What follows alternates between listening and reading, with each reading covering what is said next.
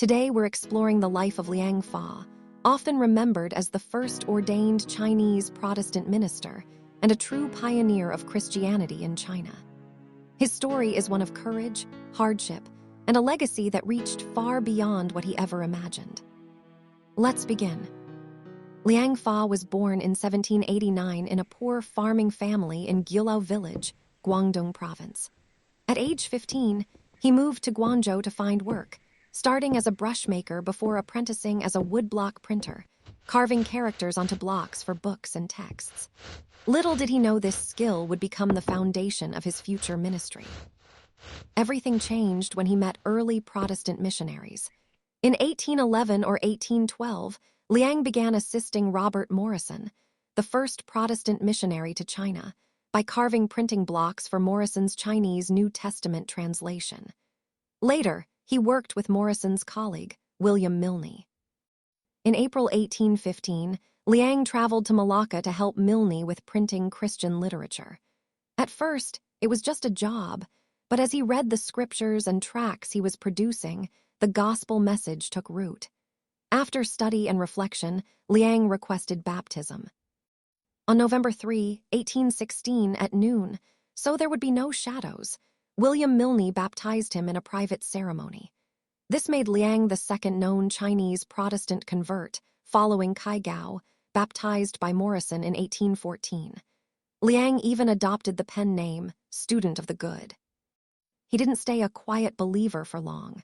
Liang began preaching, teaching, and distributing Christian literature, dangerous work under Qing dynasty laws that banned such activities and treated preaching the gospel as a serious crime.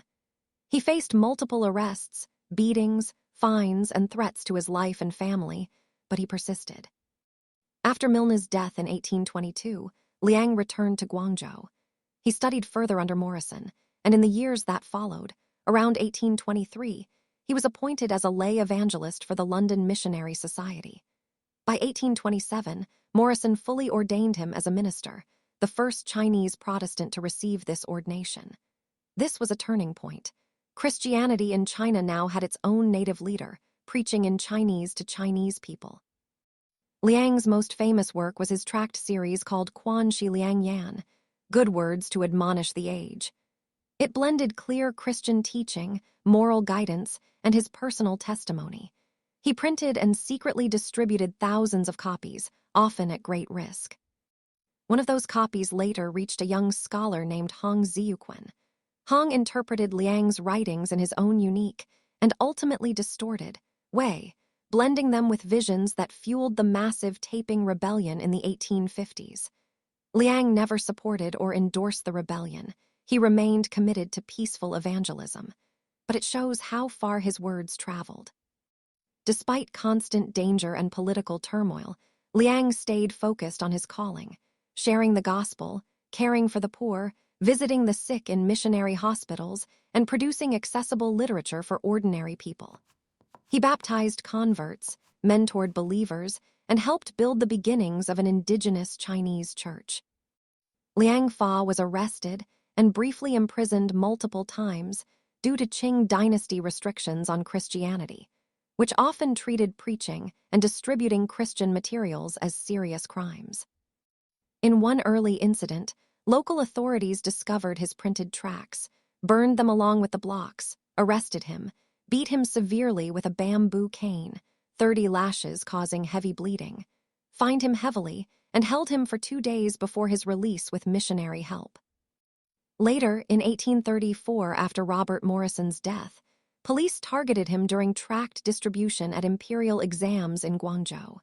He fled to Macau while relatives were detained as hostages until ransomed, and he faced repeated arrests, beatings, and threats throughout his ministry despite never receiving long-term imprisonment.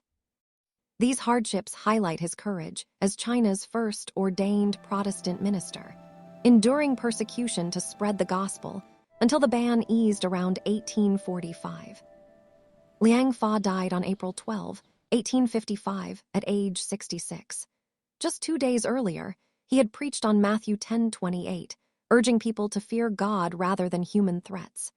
He passed away not knowing the full impact of his quiet faithfulness, but historians today see him as a vital bridge between Western missionaries and the rise of a truly Chinese Christianity. His life reminds us that the most influential figures aren't always the loudest or most powerful. Sometimes they're faithful printers, teachers, and evangelists who simply keep going, even when the world pushes back hard. That's the story of Liang Fa, printer turned pastor, evangelist, and one of the earliest leaders of Chinese Protestantism. His courage helped open the door for generations of believers who followed. Thanks for listening today.